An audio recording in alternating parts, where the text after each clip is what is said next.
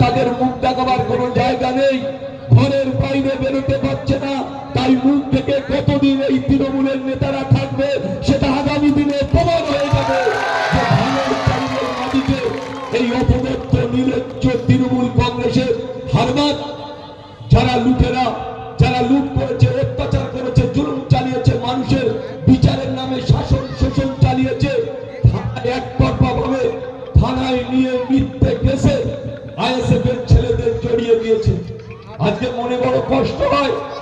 আজকে যারা তৃণমূল, আমরাও একটা সময় তৃণমূল, আজকে সেই তৃণমূলটা ভাঙর ক্যানিং এর মাটিতে বেরিয়ে মুখ দেখাবার জায়গা পাচ্ছে। তাই মনে করতে হবে, এদের চিহ্নিত করতে হবে। অনেকেই চেষ্টা করছে তৃণমূল ছেড়ে বিজেপিতে গিয়ে আইএসএফ উপরে জুলুম চালাবার চেষ্টা করছে। আমাদের শক্তিশালী ভাবে থাকতে হবে, ঐক্যবদ্ধ ভাবে থাকতে হবে। কোন রকম ভাবে মুস্তানি গুন্ডামি করলে আমরা এক ইঞ্চি ছেড়ে কথা বলবো না। আমরা কোনোভাবে কোন নেতাদের কাছে আইএসএফ মাথা নত করবে না, এটা মাথায় রাখতে হবে। আমরা মাথা নত করে রাজনীতি করতে শিখিনি আইএসএফ। তাই মনে রাখতে হবে, যারা তৃণমূল কংগ্রেসের জাল্লাদ, যারা তৃণমূল কংগ্রেসের অত্যাচারিত তৃণমূল কংগ্রেস, তাদের কোনো ক্ষমা ভাঙনের মাটিতে, ক্যানিং এর মাটিতে নেই। আজকে হয়তো আমরা মনের কাছে হয়তো প্রাসাদ দিতে পারছি যে আজকে যারা তৃণমূল থেকে জিতে আজকে তাদের আইএসএফ এসে আইএসএফ এর নেতৃত্বকে কাছে নিয়ে, পাশে নিয়ে বুঝে বুঝে কাজ করতে হবে আগামী দিনে। এটা সবার মনে রাখতে হবে, সবার মনে করতে হবে। নেতৃত্ব নেবে আছে, মেম্বার থাকবে যারা মেম্বার হয়েছে। আমরা নেতৃত্ব, আমাদের নেতারা, আমাদের কর্মীরা, আমাদের নেতারা নেতৃত্ব নেবে। তাই মনে রাখতে হবে যে সঠিক নেতৃত্ব প্রতিটা বুথে। আমি চাইব যারা আমাদের আইএসএফ এর নেতারা প্রতিটা বুথকে, প্রতিটা মানুষ যাতে পরিষেবা পায়, প্রতিটা নেতার কাছে গিয়ে যেন মা ভাই বোনেরা কোনো না কোনো বিপদে গিয়ে কেউ যেন না ফিরে আসে। এটা দায়িত্ব আজ থেকে আমাদের আইএসএফ এর কর্মীদের নিতে হবে। এটা মাথায় রাখতে হবে, এটা মাথায় রাখতে হবে। অহংকার করে রাজনীতিতে থাকা যায় না, অত্যাচার করে রাজনীতিতে থাকা যায় না, জুলুম করে রাজনীতিতে থাকা যায় না। আজকের অহংকার, আজ অত্যাচার, জুলুম আপনারা দেখতে পাচ্ছেন মমতা বন্দ্যোপাধ্যায়, আপনারা দেখতে পাচ্ছেন অভিষেক বন্দ্যোপাধ্যায়। লোকেরা ডিম ছুড়ে মারছে, পাথর জুতো ছুড়ে মারছে। এই নেতা বাংলার মাটিতে চাই না। আমরা এই ধরনের নেতা বাংলার মাটিতে চাই না। ভাঙর ক্যানিং এর মাটিতে এই ধরনের নেতা আমরা চাই না। আমরা নেতৃত্ব নেব, আমাদের মধ্যে অহংকার থাকবে। আমরা নেতৃত্ব নেব, আমাদের মধ্যে অহংকার থাকবে। আমরা নেতৃত্ব দেব,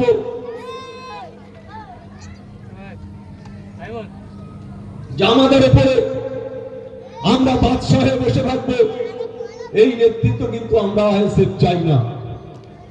আমি বলতে চাই, মোদ্রাবড় অঞ্চল, এই অঞ্চলে হাজী সাহেব আমাদের অঞ্চলের সভাপতি, তার নেতৃত্বের প্রতি আস্থা রেখে আপনারা যেমন চলবেন। প্রতিটা বুথে বুথে আমি চাইব বুথের বুথ কমিটি করে নেতৃত্ব, সঠিক নেতৃত্বের হাতে নেতৃত্ব তুলে দিয়ে প্রতিটা বুথে বুথে যাতে বিগত দিনে যা হয়েছে আমরা সেটা মনে করবো না। আগামীকাল থেকে আমাদের পথ চলা শুরু হবে। আমাদের ছেলেরা দায়িত্ব নিয়ে কাজ করবে বুথে বুথে, অঞ্চলে অঞ্চলে সমস্ত দিকটা নজর রেখে। প্রতিটা পিছিয়ে পড়া মানুষ আমরা দেখেছি আবাস যোজনায় গরিব মানুষ ঘর পায়নি, বড় লোকেরা ঘর পেয়েছে। আপনারা ভাবলে অবাক হবেন। আমি এই ক্যানিং এর মাটিতে আমি নিজে ক্যান্ডিডেট ছিলাম, যে কোনো কারণে আমাকে হারানো হয়েছে। যে 6টা অঞ্চল আমরা গতবারে 2021-এ জিতেছিলাম, আর সেই 6টা অঞ্চলে আমার প্রায় 21,000 ভোটে আমি হেরে গেছি। কেন? পুরোটা জালিয়াতি করা হয়েছে, পুরোটা চক্রান্ত করা হয়েছে। এই অঞ্চলে আমি হেরেছি 1160 ভোটে। ভাবা যায় আমার ছিল আমি 10,000 থেকে 11,000 ভোটে এই অঞ্চলে আমি জিতবো, সেখানে আমরা হেরেছি। তাতেও কোনো দুঃখ নেই, মনের কাছে মেনে নিয়েছি যে তাতেও কোনো দুঃখ নেই। আজকে যারা জাল্লাদি করেছে, আজকে যারা অত্যাচার করেছে, আজকে যারা লুটেরা, আজকে যারা অহংকারীরা, আজকে তারা কোথায়? তারা কোথায়? যিনি এখান থেকে জিতে দেন সে বাদশা কোথায়? লুকিয়ে আছে। এদের লুকিয়ে থাকা ছাড়ার কোনো উপায় নেই। ভাঙর ক্যানিং এর মানুষ এদের ক্ষমা করবে না। এদের কোন রকম ভাবে অত্যাচার যারা করে তারা এলাকায় থাকতে পারে না, আগামী দিনে থাকবে না, এটা মাথায় রাখতে হবে। তাই আমি বলবো যে আজকে আমাদের যারা এসএফ এর নেতৃত্ব তারা অত্যন্ত লড়াই করেছে। তারা লড়াই করেনি একথা আমি বলবো না, তারা লড়াই করেছে, খেলেছে, তারা পরিশ্রম করেছে। এই ক্যানিং এর মাটিতে একটার পর একটা লড়াই হয়েছে, কিন্তু এবারে খোদার কল বাতাসে নড়েছে, সরকার চলে গেছে। আজকে বাবুরা আর মাথা তুলে দাঁড়াবার জায়গা পায়নি। একটা কথা মনে রাখতে হবে যে মমতা বন্দ্যোপাধ্যায় সরকার, এই সরকার দুর্নীতির পাহাড় পরিমাণ দুর্নীতি করেছে। আমরা দেখেছি সিপিএম 34 বছর চালিয়েছে। সিপিএমরা কি করেছে সেটা বড় কথা নয়। সিপিএম এর জোট না, আমি লড়াই করেছি সিপিএম আইএসএফ আমরা জোট, ইন্ডিয়ান সেকুলার ফ্রন্টের জোটে প্রার্থী আমি আরাবুল ইসলাম ছিলাম। আমরা দেখেছি এই মমতা বন্দ্যোপাধ্যায় সরকার একটা সিপিএম এর কোন নেতৃত্বকে সাজা খাটাতে পারেনি, দোষারোপ করতে পারেনি। সামান্য দিনে 15 বছরে বাংলার ঐতিহ্য, বাংলার পবিত্রতা, বাংলার সমস্তটা নষ্ট করে দিয়েছে এই তৃণমূল কংগ্রেস। তাই আপনাদের আগামী দিনে মনে রাখতে হবে, একদিকে তৃণমূল কংগ্রেস আর একদিকে বিজেপি। আমাদের দুই দিকে নজর রেখে এই তৃণমূল আর এই বিজেপি যাতে এলাকায় ঢুকে সন্ত্রাস না করতে পারে সেটা সবার দায়িত্ব নিতে হবে। আগামী দিনে লড়াই হবে ইঞ্চিতে ইঞ্চিতে, এটা ধরে রাখতে হবে। তাই আমরা চাই শান্তি, আমরা চাই সার্বিক উন্নয়ন, আমরা চাই পবিত্রতা, আমরা চাই নম্র, আমরা চাই ভদ্রতা। এটা আমাদের মাথায় রাখতে হবে। অনেকে অনেক কথা বলে আরাবুল সম্পর্কে, আমি একটা কথা চ্যালেঞ্জ করে বলতে পারি, কোনদিন আরাবুল মুস্তানি করেনি, কোনদিন আরাবুল বোম নিয়ে কারোর ঘাড়ে মারেনি। কিন্তু টিভি মিডিয়ার মাধ্যমে আপনারা দেখেছেন যে আরাবুলকে বদনাম করার জন্য মিডিয়ারা যথেষ্ট। তাই আমি শুধু একটা কথা বলবো, আমি মানুষকে বিশ্বাস করি, আমি আল্লাহকে বিশ্বাস করি, আমার ধর্মকে আমি বিশ্বাস করি, আমার ইসলাম ধর্মকে আমি শ্রদ্ধা করি, আমি ইসলাম ধর্মের একজন মানুষ। তাই আমার মনে রাখতে হবে যে আমার অহংকার, আমার অন্যায়, আমার অত্যাচার আমি এটা জীবনের রাজনীতিতে করিনি। আমি 98 সালে তৃণমূল কংগ্রেস নয়, 84 সালে আপনারা জানেন যারা বয়স্ক লোকেরা আছে, 84 সালে মমতা বন্দ্যোপাধ্যায় যেদিন যাদবপুর থেকে যেতে তখন থেকে মমতা বন্দ্যোপাধ্যায়ের সাথে দলটা করেছে। কিন্তু উনি এমন একজন মহিলা, মানুষকে মানুষ বলে গ্রহণ করেনি, মানুষকে মানুষ বলে ভালোবাসেনি, মানুষকে মানুষ বলে গ্রহণ করেনি। তাই আজকে ওনার পতন, তাই আজকে ওনার শেষ। তাই আগামী দিনে আমরা নওশাদ ভাইয়ের নেতৃত্বে, আব্বাস সাহেবের নেতৃত্বে আমরা আগামী দিন চলবো।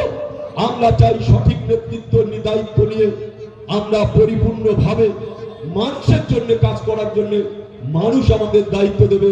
আগামী দিনে প্রতিটা ক্ষেত্রে একেবারে 30 স্তর পঞ্চায়েত সামনে যখন নির্বাচন, একদিকে গ্রাম পঞ্চায়েত, একদিকে পঞ্চায়েত সমিতি, একদিকে জেলা পরিষদ, এই 30 স্তর নির্বাচনে ক্যানিং পূর্ব থেকে প্রতিটা অঞ্চল, প্রতিটা বুথ ধরে ধরে জিততে হবে, আর এলাকা ছাড়া করতে হবে। ধরে ধরে আমার 200 প্রায় 83টা বুথ আছে, 283 জন মেম্বার হবে, 283 জন মেম্বার হবে গ্রাম পঞ্চায়েত, 27টা পঞ্চায়েত সমিতির মেম্বার হবে, 3টে জেলা পরিষদের মেম্বার হবে। দায়িত্ব নিয়ে কাজ করতে হবে। এখন থেকে এই বদরা অঞ্চল, আপনারা যেমন কালকে পঞ্চায়েতে যাচ্ছেন, পঞ্চায়েত থেকে ফিরে এসে আপনাদের শপথ নিতে হবে যে যাতে মানুষের জন্য আমরা কাজ করি। আগামী দিনে ভোট চাইতে মানুষের কাছে যেতে হবে না, এমন কাজ আমাদের করতে হবে, এমন কাজের নজির মানুষের কাছে তুলে ধরতে হবে, এমন কাজের পরিসংখ্যান দিয়ে মানুষকে বুঝিয়ে দিতে হবে যে আমরা কাজ করতে পারি। আমাদের নেতার নাম নওশাদ সিদ্দিকী, আমাদের নেতার নাম আব্বাস সিদ্দিকী। তাই মনে রেখে আগামী দিনে আমাদের লড়াই হবে। আগামী দিনে আমরা লড়াই করব, মানুষের জন্য লড়াই করব, মানুষের দাবি নিয়ে লড়াই করব, মানুষের কাজের দাবি নিয়ে লড়াই করব, যাতে পরিপূর্ণভাবে তারা তাদের ন্যায্য দাবি তারা পেতে পারে, এটা আমাদের চেষ্টা করতে হবে। আপনারা জানেন বিজেপি সরকার এসছে, আজকে বিজেপি সরকারের পরিপূর্ণ মন্ত্রিত্ব দায়িত্ব নিয়ে কাল থেকে তারা মাঠে নামবে। আমরা দেখতে চাই যে তারা মানুষের জন্য কাজ করতে এসেছে কিনা, তারা মানুষের জন্য কাজ করছে কিনা। তারা তাদের অহংকার, তারা তাদের মতো করে কাজ করার চেষ্টা করলে আমরা ছেড়ে কথা বলবো না, আমরা লড়াই করবো, আমরা রাস্তায় থাকবো, আমরা রাস্তায় থেকে রাস্তায় আমাদের পথ দেখাবে, এটা আমাদের রাজ্য হবে। আমরা আমাদের লড়াই জারি থাকবে। বিজেপি এসছে বলে অনেক মানুষ ভেঙে পড়েছে, ভাঙার কোনো জায়গা নেই। আমরা লড়াই করে, আমরা যারা আমরা লড়াই করতে জানি, আমাদের লড়াইয়ে আমরা লড়াই করে আমাদের দাবি আদায় করব, এটা মাথায় রাখতে হবে। তাই আজকে বেশি বক্তব্য নয়, প্রতিটা অঞ্চলে আমাদের এইভাবে মিটিং হচ্ছে। আমরা প্রতিটা অঞ্চলে মানুষের কাছে যাচ্ছি যে আপনারা যাই হোক, নির্বাচন বিধানসভায় যাওয়া হয়েছে সেটা নিয়ে কথা নয়। এখন থেকে আইএসএফের নেতৃত্বরা হাতে দায়িত্ব নিয়ে কাজ করবে, সেই দায়িত্ব আপনারা সবাই পাশে থেকে আগামী দিনে আমাদের পাশে থেকে আপনারা সাহায্য করবেন। আমি, আমার মা, ভাই, বোনেরা, আমার যারা আইএসএফের কর্মীরা, সবার কাছে আমার আবেদন থাকবে যে আমাদের আইএসএফের নেতৃত্বের পাশে থেকে আগামী দিনে কাজ করার সুযোগ করে দেবেন। এই আবেদন, এই নিবেদন রেখে আমি আমার বক্তব্য, আর যেটা সব থেকে ব্যাপার একটু বলি, এসআইআর নিয়ে যে পরিস্থিতি তৈরি হয়েছে, আমরা গত কয়েকদিন আগে আমরা কলকাতার রাজপথে নওশাদ সিদ্দিকীর নেতৃত্বে আমরা মিছিল করেছি। সেখানে আপনারা দেখেছেন যে ক্যানিং বিধানসভা থেকে 70 থেকে 75টা গাড়ি গিয়েছিল শিয়ালদা। আমি ছিলাম সেদিন। আমরা এসআইআর নিয়ে নির্বাচন কমিশনার, আমরা তাকে নোটিফিকেশন দিয়েছি। 27 লক্ষ ভোটার ডিলিট হয়ে গেছে। অনেকেই অনেক ভয় খাচ্ছেন, ভয় খাবেন না। আমরা ইতিমধ্যে ক্যানিং ভাঙড় মিলে দুটো বিধানসভায় প্রায় 24,000-এর মতন ফরম আমরা ফিল আপ করেছি। আমরা ট্রাইব্যুনালে যাব। আমরা চাইব যে ভাঙড়ে আর ক্যানিংয়ে একটাও ভোটার যাতে ডিলিট না হয়, নতুন করে তাদের নাম সংশোধন করে তাদের ভোটার লিস্টে আনতে হবে, এটা আমরা দাবি রেখেছি। তাই আগামী দিন আমরা সেটা নিয়ে আমরা লড়াই করছি। আমরা লড়াই করব যাতে একটা মায়েরা, বোনেরা, ভাইরা যেভাবে লাইন সকাল থেকে সকালে সারা দিন অন্তত 50টা মানুষ ফোন করে, দাদা আমার ভোটারটা ডিলিট হয়ে গেছে, আমার মায়ের ভোটারটা ডিলিট হয়েছে, আমার বাবার ভোটারটা ডিলিট হয়েছে। আমরা সেগুলো নিয়ে দেখছি, চিন্তা করার কোনো কারণ নেই। আমরা নিজেরা নিজেদের পয়সায় আমরা আপনাদের জন্য হাইকোর্টে যাব। আমরা হাইকোর্টে গিয়ে যাতে আপনাদের ভোটার লিস্টের নাম সংশোধন হয়, আপনাদের ভোটার লিস্টের নাম আসে, সে চেষ্টা আমরা করব। সবাইকে ধন্যবাদ, শুভেচ্ছা, অভিনন্দন, ভালোবাসা জানিয়ে আমি আমার বক্তব্য শেষ করছি।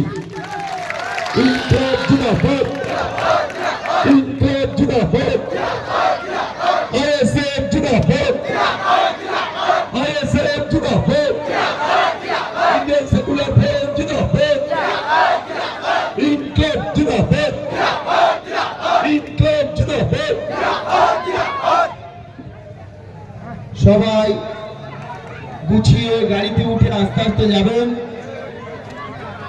শান্তি শৃঙ্খলা ভাবে যাবেন।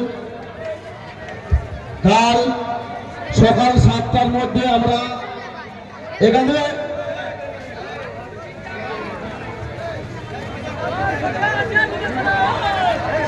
মাথায় রাখতে হবে, কালকে আমরা 10টার মধ্যে